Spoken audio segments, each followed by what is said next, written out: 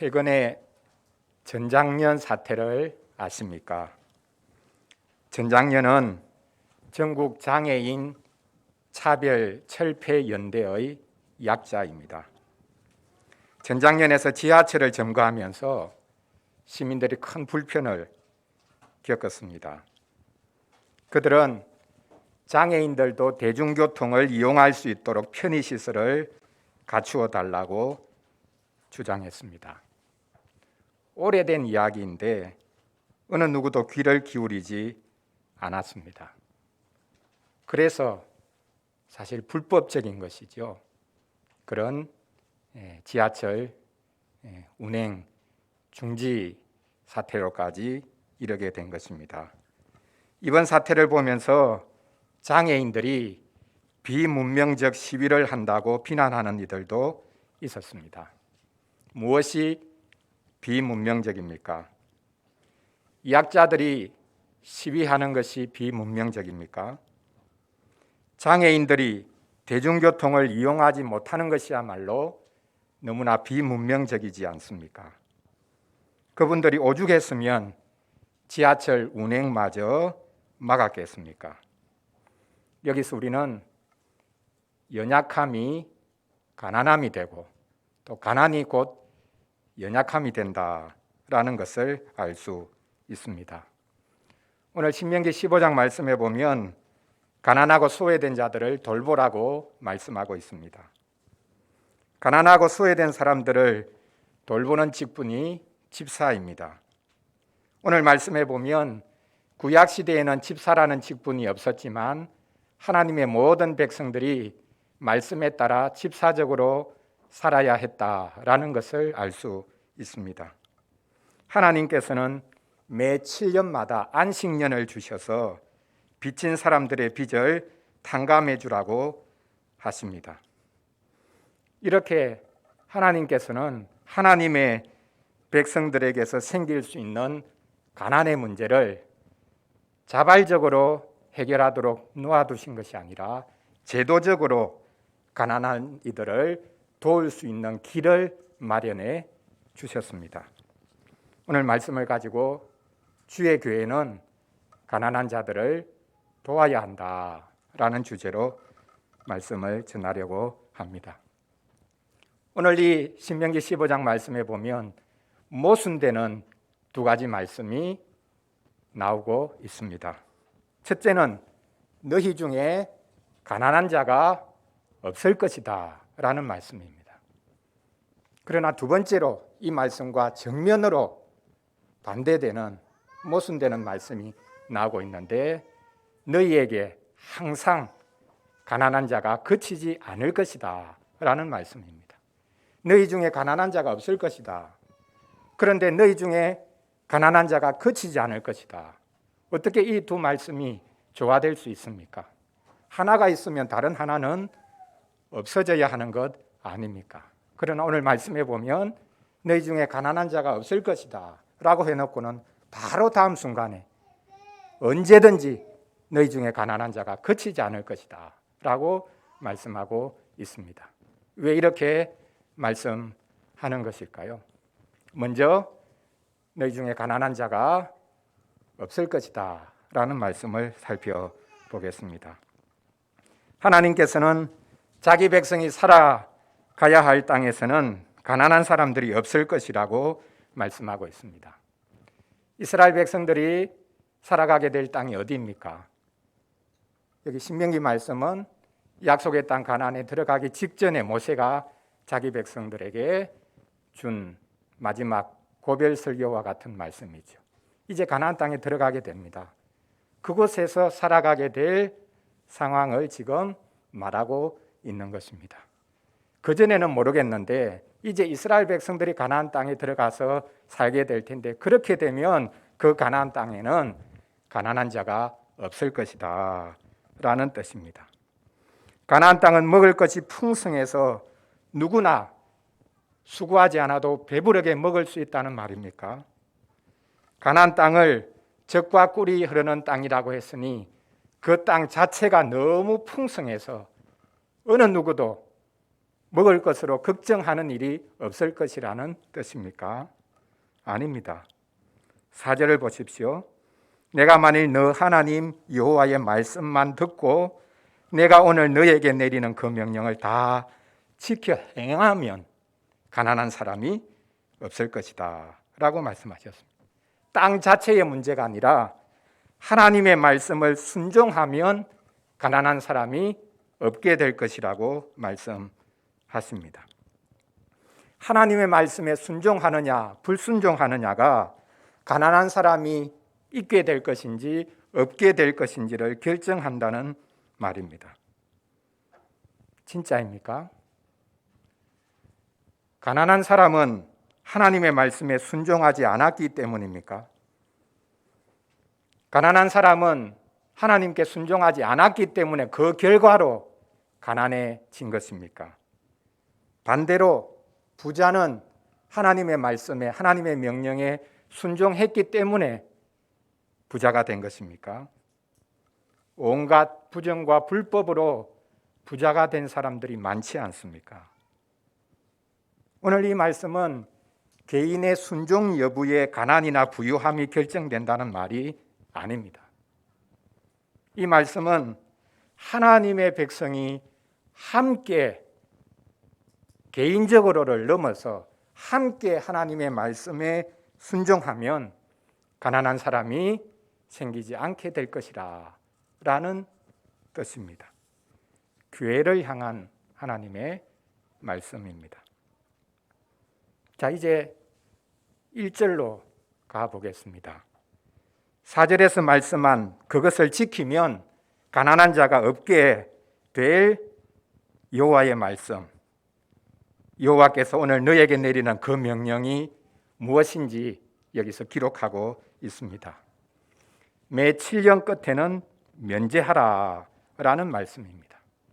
여기 매 7년이 우리가 아는 안식년입니다. 그 안식년을 다르게 오늘 말씀에는 면제년이라 라고 부르고 있습니다. 뭘 면제해 주라는 말입니까? 빚을 면제해 주라 라는 말입니다. 우리는 안식년이라고 하면 흔히 그 7째 되는 해에는 땅을 놀려라. 그래서 그 땅에서 자연스럽게 생겨나는 것은 가난한 사람들이 그곳에 들어가서 다 먹을 수 있다. 이런 방식으로 우리가 안식년을 이해합니다. 그러나 오늘 본문에 보면 매 7년째마다 땅을 놀려야 할 뿐만 아니라 매 7년째에는 이웃이 진 빚을 다 면제해 주라, 탕감해 주라 라고 오늘 본문에서 말씀하고 있습니다. 그래서 이 안식년을 면제년이라 라고 부를 수 있습니다. 2절 3절에 보면 너의 형제에게는 빚을 면제해 주고 독촉하지 말라고 말씀합니다. 이방인들에게는 돈을 구워주고 그 빚을 면제해 주는 것이 아니라 다 받아도 된다라고 말씀하고 있습니다. 바로 이 말씀 때문에 중세시대 유대인들이 돈놀이를 시작했죠. 기독교로부터 유대인들이 엄청나게 박해를 받고 모든 물적 자산을 다 빼앗겼습니다. 남아있는 게 없죠. 결국 자기 수중에 있는 돈뿐이었습니다. 그때부터 돈 장사를 시작한 겁니다. 자기 이웃에게는, 유대인들에게는 돈을 빌려줘도 이자를 받지 않았습니다. 그러나 다른 민족, 이방인들에게는 돈을 마음껏 빌려주고 이자도 받고, 그렇게 해서 중세시대 때부터 유대인들의 돈놀이가 시작된 것입니다. 그런데 안식년에 진짜 이자만이 아니라 어떤 빚이든지, 즉 원금까지도 전부 면제해 주라는 말씀인지 정확하지는 않습니다. 오늘 본문은 이자를 받지 말라라는 식으로만 해석하는 경우도 있습니다.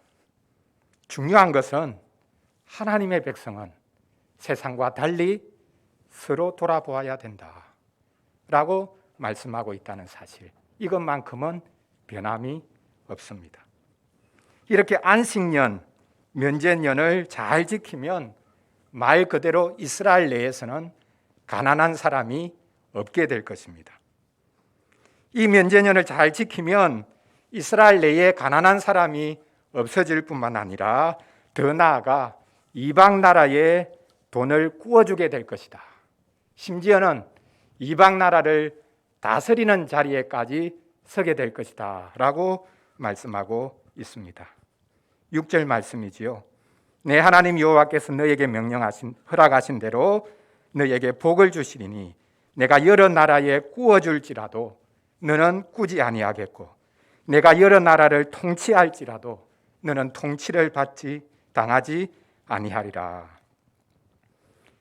이스라엘에 주신 새로운 금융제도로 말미암아 이스라엘이 부강한 나라가 될 것이라 라고 말씀하고 있습니다.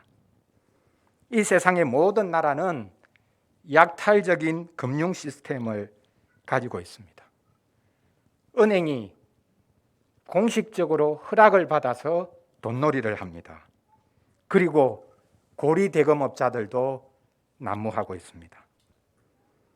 유대인들이 이자를 받지 않은 것, 심지어는 오늘 본문이 말 그대로 원금까지도 다 면제해 주라라고 한 것이라면 하나님께서는 세상 모든 나라와 달리 이 이스라엘의 새로운 금융 시스템을 주신 것이라고 말할 수 있습니다.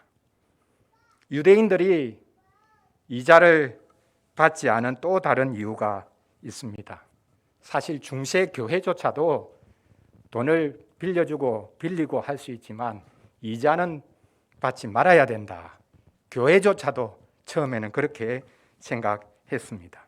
왜냐하면 예전에 한번 말씀드렸듯이 이자가 어떻게 생겨납니까? 이자는 시간의 흐름 때문에 생겨나는 것이거든요.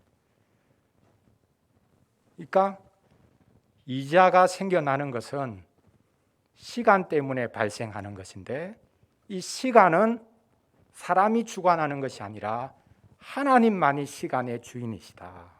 그래서 이자를 받는다는 것은 시간을 자기가 주관한다라는 뜻이 되기 때문에 자기가 하나님이 되려고 하는 것이어서 이자는 절대 받을 수 없다. 심지어 중세 교회조차도 그렇게 생각했습니다. 유대인만의 생각은 아니었습니다. 요즘은 이런 말이 아주 웃기는 말로 들릴 것입니다. 그러나 한번 보십시오. 이자를 받으면 그 사회가 어떻게 됩니까? 가면 갈수록 사회의 양극화가 심해집니다. 돈이 돈을 낳기 때문입니다. 현대 자본주의 사회는 금융 자본주의, 약탈적 자본주의라고 말할 수밖에 없습니다. 하나님께서는 정의로운 금융 시스템을 가지고 있다면 그 나라 안에서는 가난한 자가 없을 것이고 또한 그 나라가 부강한 나라가 될 것이다 라고까지 말씀하고 있습니다. 원금은 둘째 치더라도 이자를 받지 않으면 그 나라는 세계 모든 나라에 구워주는 나라가 될 것이고 세계를 통치하는 나라가 될 것이라 라고 말씀하고 있습니다.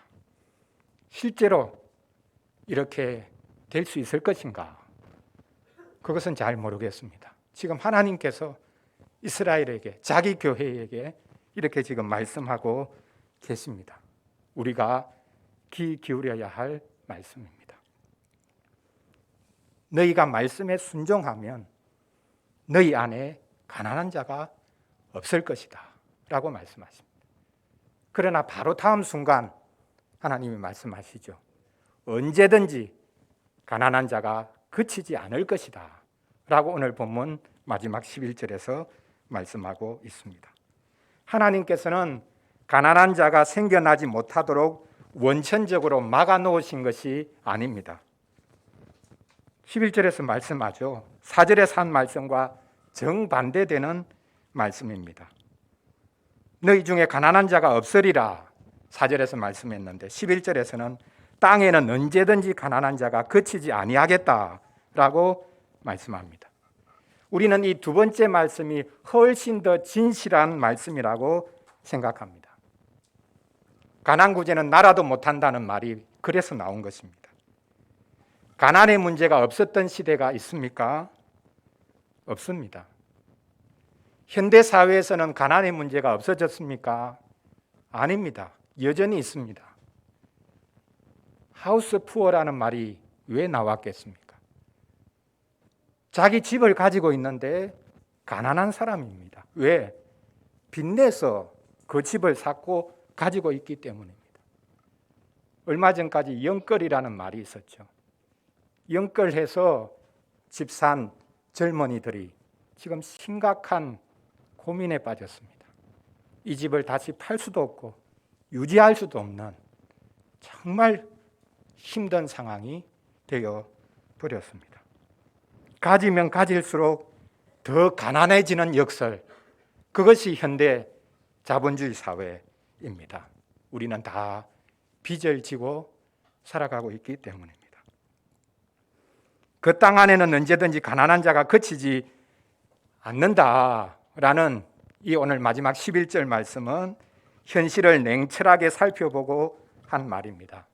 그러나 놀랍게도 이 말씀은 하나님의 백성들의 죄악을 지적하는 말씀입니다. 교회의 죄악을 책망하는 말씀입니다. 땅에는 언제든지 가난한 자가 그치지 아니하겠으므로. 이 땅은 어떤 땅입니까? 그냥 일반적인 땅을 말하는 것이 아닙니다. 하나님의 백성이 들어가서 살게 될 바로 그 땅을 말하고 있습니다. 가나안 땅이 왜 복됩니까? 그 땅 자체가 젖과 꿀이 흐르는 땅이기 때문에 복된 것이 아니라 우상을 섬기던 그 땅에 이제 하나님의 백성이 들어가게 될 것이니 그 땅이 복받은 땅이 되는 거죠. 그런데 하나님의 백성이 그 땅에 들어가도 그 땅에 가난한 사람이 언제든지 그치지 않게 될 것이다. 왜요? 그 땅이 갑자기 바뀝니까? 아닙니다. 똑같습니다. 이전이나 이후나 똑같습니다. 그런데 하나님의 백성이 그 땅에 들어갔음에도 불구하고 말씀에 순종하지 않으니 이전과 하나도 다르지 않은 것이죠. 가난한 사람들이 계속해서 생겨나게 되는 것입니다. 하나님의 백성이 들어가서 사는데 그 땅에 가난한 자가 그치지 않습니다. 환경 문제가 아닙니다. 지구에 종종 자연재난이나 사람들이 일으키는 전쟁 등이 일어나기 때문에 가난의 문제가 발생하는 것이 아닙니다.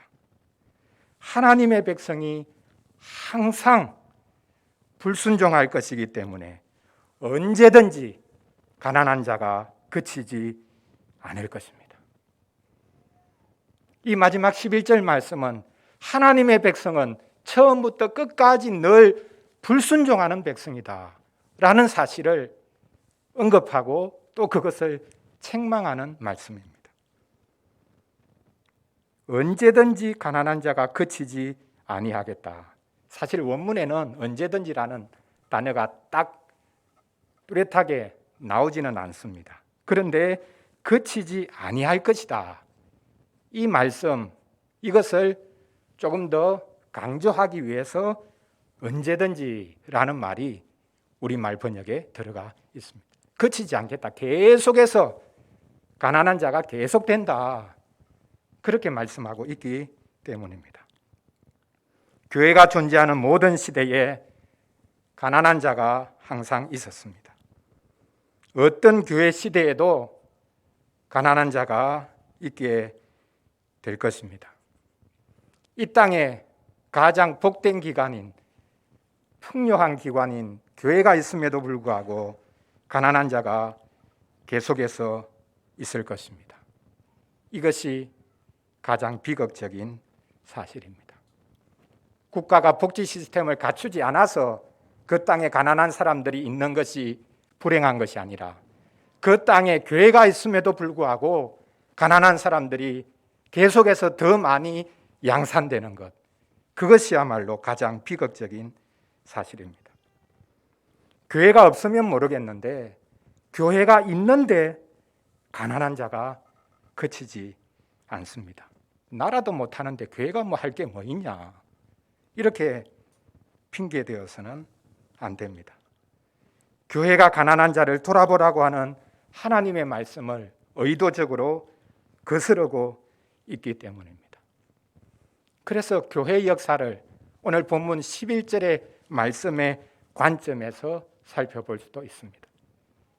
이 11절의 말씀을 순종했을 때, 교회가 순종했을 때 그 시대가 어떻는가, 그 시대조차 어떻게 바뀌었는가, 이 말씀에 순종하지 않았을 때에 교회가 어떤 모습이 되었고 그 교회가 있는 시대가 어떤 형편에 있었는가, 그것을 교회의 역사를 바로 이 한 절을 가지고도 우리가 살펴볼 수 있습니다. 본문 7절에서 10절까지의 말씀을 보면 가난한 이들을 어떻게 돌아보아야 할지를 구체적으로 말씀하고 있습니다.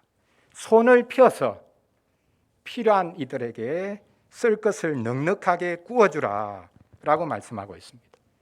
9절에 보면 조금 더 현실적인 이야기를 하고 있습니다.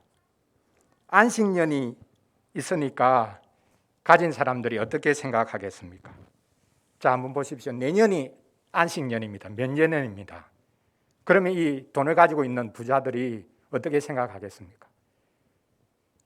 만약 남에게 뭔가를 구워주면 내년이 되면 다 그냥 이자도 받지 말아야 되고 돈도 원금도 그냥 다 면제해 줘야 되니까 안식년이 가까울수록 마음이 부담스럽겠죠. 누가 와서 돈 빌려달라고 하면 어떻게 하지? 그 생각이 들지 않겠습니까? 무슨 핑계를 댈까?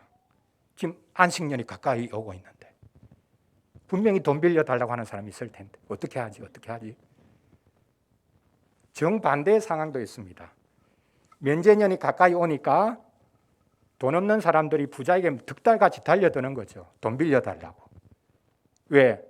내년 되면 자기가 빌렸던 돈 안 갚아도 되니까요. 그러니까 돈을 빌려줘야 될 사람도 안식년이 문제가 되고 돈을 빌리고 싶은 사람도 이 안식년이 문제가 되는 것이죠.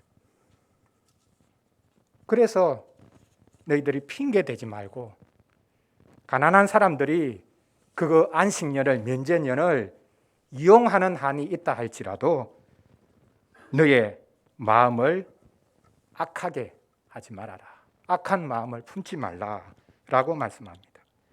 냉정한 마음을 품고 돈을 빌려주지 않으면 그 가난한 사람이 자기 고통 때문에 하나님께 호소하게 된다. 그러면 너가 돈을 빌려주지 않은 너가 죄인이 된다. 악인이 된다. 라고 말씀하고 있습니다. 이에 하나님께서는 부자에게 돈 빌려주기만 하라 이렇게 말씀하는 것이 아니라 너가 손을 펴면 하나님께서 편 너의 손에 많은 것을 채워주실 것이다 라고 말씀합니다.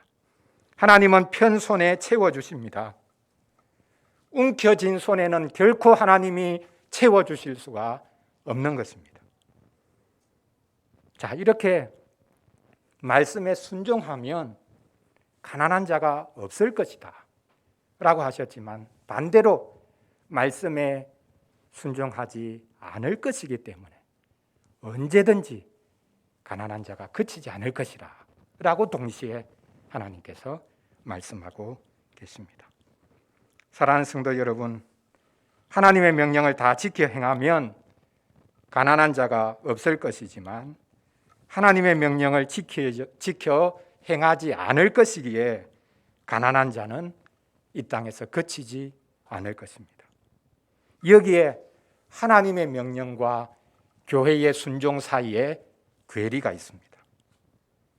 가난의 문제는 환경의 문제가 아닙니다. 국가의 문제도 아닙니다. 말씀에 대한 순종 여부에 달렸습니다. 하나님께서는 신약 교회에 구약 시대에 없던 직분자를, 집사라는 직분자를 주셔서 가난한 이들을 돕게 하셨습니다. 그러므로 집사직은 신약 시대의 부요함이면서 동시에 신약 시대의 특권입니다. 오늘 우리가 참여하는 이 성찬상에서 우리는 예수님이 바로 집사로 일하셨다라는 것을 볼 수 있습니다. 이 상에서 우리의 가난함이 드러납니다. 요즘 밥 못 먹는 사람 있냐? 그렇죠. 밥 못 먹는 사람 없습니다. 우리가 배가 고파서 이 자리로 나오는 게 아니지 않습니까? 그런데 이 상에서 단지 우리 육적인 가난뿐만 아니라 우리의 가난이 총체적으로 드러납니다. 우리의 죄인됨이 총체적으로 드러납니다. 그리스도께서는 그런 가난한 우리를 먹이십니다. 무엇으로 먹이십니까? 자신의 살과 피로 우리를 먹이십니다. 예수님은 우리를 이용하기 위해서 오신 분이 아니라 우리에게 이용당하기 위해서, 우리에게 먹히기 위해서 오신 분입니다. 예수님은 신약 최초의 집사셨습니다. 신구약 전체를 통틀어서 최초의 집사가 예수님이셨습니다. 예수님은 대제사장이라는 말이 우리가 익숙한데 예수님은 대집사셨습니다. 예수님이 마가복음 10장 45절에서 친히 말씀하지 않으셨습니까? 인자가 온 것은 섬김을 받으려 함이 아니라 도리어 섬기려 하고, 그 섬긴다라는 그 단어가 바로 집사라는 단어입니다.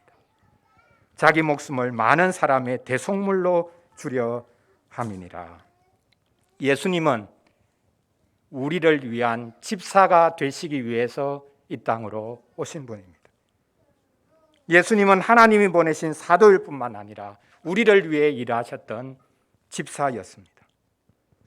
마침내 십자가에서 자신의 살을 찢으시고 피를 흘리셔서 우리를 먹여주셨고 우리에게 마시게 해 주셨습니다. 이제 우리는 집사 예수님으로 인해 부요해졌습니다. 이 복된 상에서 우리는 집사직의 중요성을 볼 수 있습니다. 집사들이 집사적으로 사는 것이 무엇인지 잘 보여서 온 교회가 집사적으로 살 수 있는 복을 누릴 수 있기를 간절히 바랍니다. 기도하겠습니다. 하나님 아버지, 하나님께서는 이 땅에 가난한 자가 생기는 것을 기뻐하지 않으신다고 하셨습니다. 하나님의 백성이 말씀에 순종하면 가난한 자가 없어질 것이라고 하셨습니다. 이 세상에 가난한 사람이 끊이지 않는 것은 우리가 순종하지 않았기 때문입니다. 우리가 서로 나누라는 말씀에 순종하기만 하면 가난한 자들이 더 이상 없게 될 것이라고 하셨습니다. 막연한 이야기 같고 도무지 있을 수 없는 일을 말씀한 것 같지만 하나님이 우리에게 왜 이 말씀을 하셨는지 깊이 생각하고 저희를 돌아봅니다. 저희가 가지고 있는 것을 내려놓을 수 있도록 도와주시옵소서. 예수님께서도 우리에게 일용할 양식을 달라고 하늘 아버지께 기도하라고 하셨고 그분이 계속 기도하셨습니다. 나에게가 아니라 우리에게 일용할 양식을 달라고 기도하라고 하신 것을 기억하게 하여 주시옵소서. 오늘 우리가 참여하는 이 성찬상에서 우리의 가난이 분명하게 드러나는 것을 감사합니다. 이 복된 상에서 우리가 그리스도로 인해 풍성하게 누린다는 것이 드러나니 또한 감사합니다. 우리가 이 성찬상에서 함께 먹고 마시듯이 성도의 교제에서 소외되는 이들이 없도록 도와주시기를 원합니다. 그리스도께서 집사로 일하셨듯이 우리에게도 집사를 세워주셔서 그 집사를 따라 우리 모두가 집사적으로 살 수 있도록 도와주시옵소서. 우리에게 오셔서 집사로 일하셨던 우리 주 예수 그리스도 이름으로 기도합니다. 아멘. 우리 찬송 228